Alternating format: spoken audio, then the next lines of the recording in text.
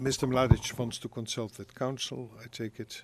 If he does it in such a way that no one can hear your voice, Mr. Mladich,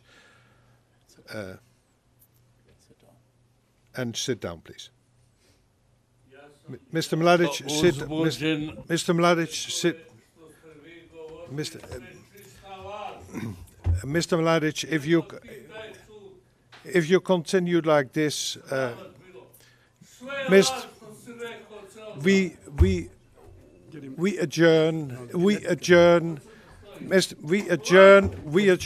Mladich will be removed from the courtroom.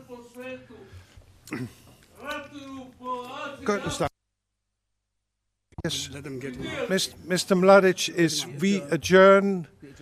Curtains down. Mr. Mladich will be removed from the courtroom.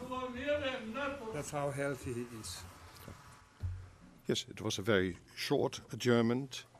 Mr. Mladich has been removed from the courtroom and has been taken to a room where there's a couch to sit on, and where he's able to follow the proceedings on a screen.